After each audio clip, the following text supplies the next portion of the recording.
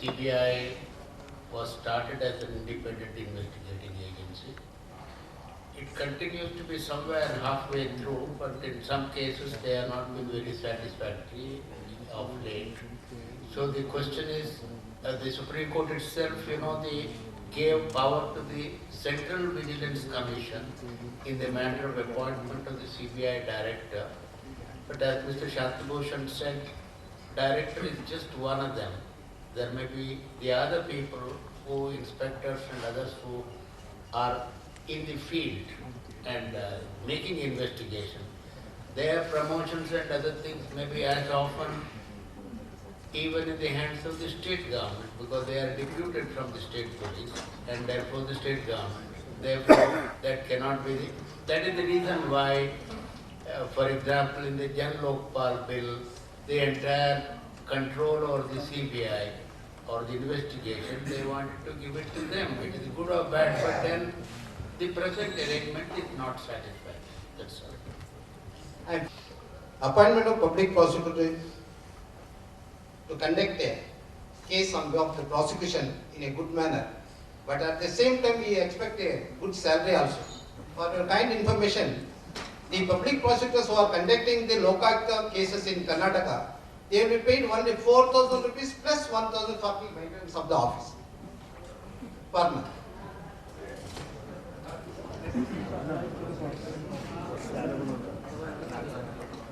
No. Whenever you expect a public prosecutor to be honest and efficient, he must be paid proper remuneration. And that remuneration should be commensurate with the fee which generally even a defense counsel gets. That is why you see, I am in favor of appointment of leading advocates as public prosecutors for a term of 3 years or 6 years, as was being done. To have a separate cadre of public prosecutors who are directly under the government and who are full-time employees, they do not serve the purpose for which we want efficient prosecution.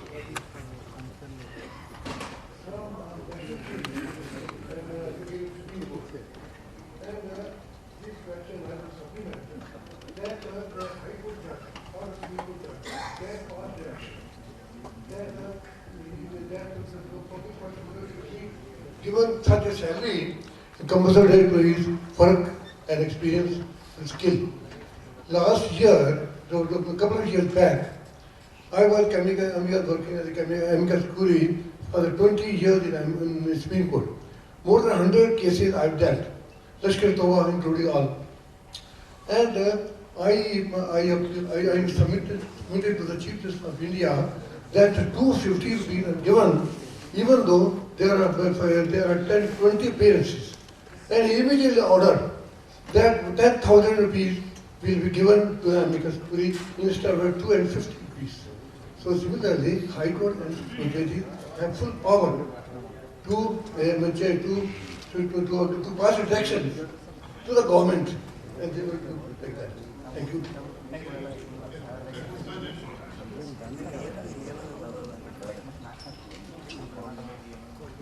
Good evening. This is Somejit Pani, advocate. My question is to Mr. Shantibhushan. Mr. Shantibhushan, I just want to know, being a member of the bar, and I appreciate the law student who was recently asked about it for a new legislation and all this. My question will be, making a legislation one by other, another legislation superseding another legislation having equal power and equal status in this matter, and prosecuting agents, creating a new prosecuting agency, investigation agency and all this under a different law legislation. Will that serve a purpose? Can we not anticipate after 10 years of even a formation of the Jan Lokpal bill or Lokpal bill, we'll need another legislation also? If this thing are done, we have Prevention of Corruption Act, we have CPC, we have IPC and CRPC. Under that there is a special prosecutions can be done. Why we need to at this moment, why we need to get out of this, and we need to have a Jan Lokpal bill and other things? Thank you. Well, as all of if you have understood what are the problems facing the country, why, although there is so much corruption, it is not being properly investigated and the people are not being punished so as to create a deterrent. That is why such a solution has been created in the form of the provisions of the General Law. There are lots of criticisms, but if people will study the whole General Law Bill very properly and deeply, they would understand that it contains an answer to every kind of criticism. But it will require a detailed consideration. Therefore, I suggest to you that you kindly see each and every provision of the General Law Bill clearly. If thereafter you have some doubts, you can ring here. Sir, I am S.K. Patkar in Supreme Court of India. Sir, my question to any of the panelists also, they can answer. India regime, so they are changing the color. So don't have honest investigators. They do not make it a constitutional body so that it will be accountable to the people of this country, so that we can have a good investigating officers. Because they are changing the colors when there is a new government. They want to prosecute Mayawati, they will go for it. They want to prosecute Mulayam, they will go for it. They want to howl up Rajiv Gandhi, they will do it. So they will change whenever there is a new government. So what to do with it?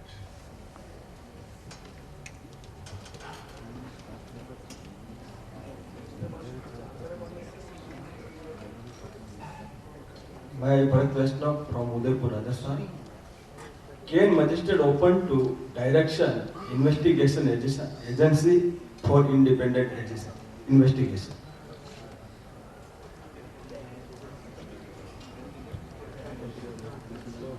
My question is, can magistrate open direction to investigation agency for independent investigation, just like Sorabjee encounter cases for CBI and Gujarat Crime Branch Investigation Agency? I think under the Code of Criminal Procedure, the magistrate has no such power. It is only the High Court and Supreme Court under Article 226 and Article 32 that it can direct a particular agency alone to investigate. So where magistrate is concerned, he can only direct the SHO to register a case and investigate. I would like to lodge a caveat. An FIR is registered under Section 154 CRPC and the report is made to the magistrate. Under Section 156 CRPC, magistrate has power to direct the investigation agency to investigate. How to exercise that power, how to widen that power, but that would be one of the provisions which can secure independent investigation. Sir, my name is Sampath Bashran. I would like to know one thing, sir, that there is a demand by the members of the civil society to bring the judiciary, especially the Supreme Court judiciary and the Lokpal. And the government is talking about judicial reform by bringing legislation for appointing National Judicial Commission. So, sir, what's your viewpoint? Is there a need for bringing the judicial judges under Lokpal, sir? So my question is there a need for bringing the judiciary under Lokpal, and the government is talking about appointing National Judicial Commission. So, sir, what's your viewpoint about this?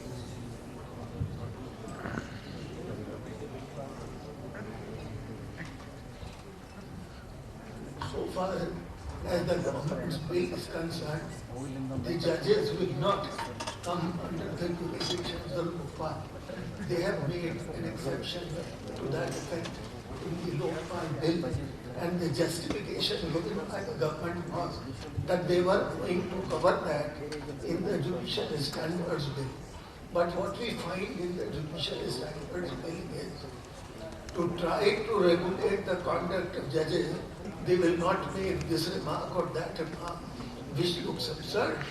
Namely, why should the judiciary be told by statutes framed by the Parliament as to how they should function in court, what observations they should make and they should not make. It is being done as if the Parliament is a headmaster, the judges of the High Court and the Supreme Court are students in that school, and the headmaster is trying to tell them, well, how do you behave?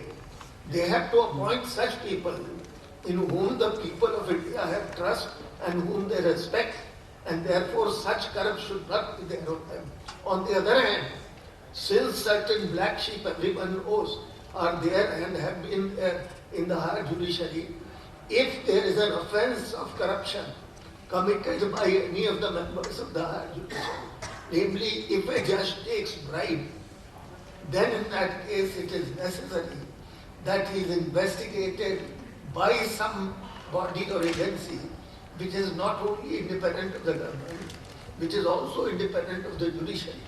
But we find in the Judicial Standards Bill, there is no provision about investigation of charges of corruption against judges or their prosecution, etc. The bill is totally silent. So now they have been removed from the purview of the Lokpal bill, and the corruption charges against them are not being investigated by any agency under the Judicial Standards Bill. This is a big lacuna and people of India should understand. Last question. Yeah, in this session, as well as in the last session, we discussed about the landmark Supreme Court judgment in the black money case, which you said would have a lot of salutary effects if it is implemented. Now, as Mr. Jethamalani pointed out, the government filed a review petition, and one of the judges, Justice Kabir, agreed with the government that that petition needs to be, review petition needs to be considered. So then that was referred to the Chief Justice to be referred to a third judge.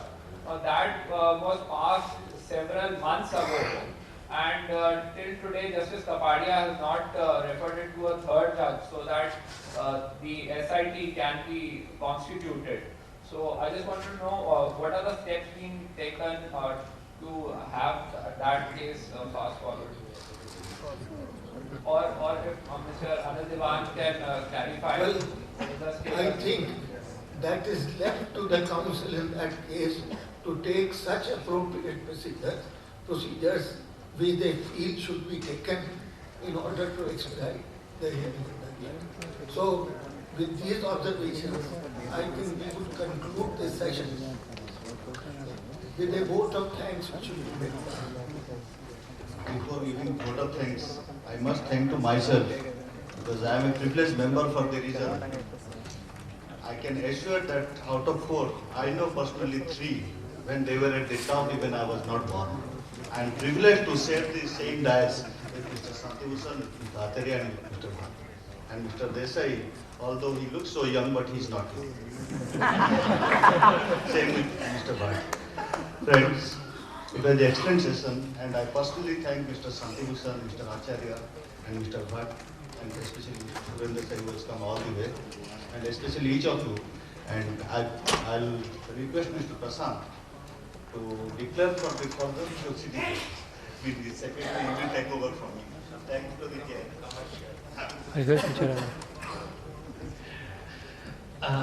We are going to have a dinner organized for today at 7:30 p.m. and that will be in the Silver Oak Hall and the outside lawns there. I will invite each of you to join us for the dinner. We'll have some good thumping music as well to accompany and to keep up the spirits, along with the spirits flowing, of course. So I will once again welcome all of you to kindly join us for dinner. And tomorrow again the working sessions are going to start sharp at 10 a.m. and I will expect each of you to be here and continue with the deliberations. Thank you.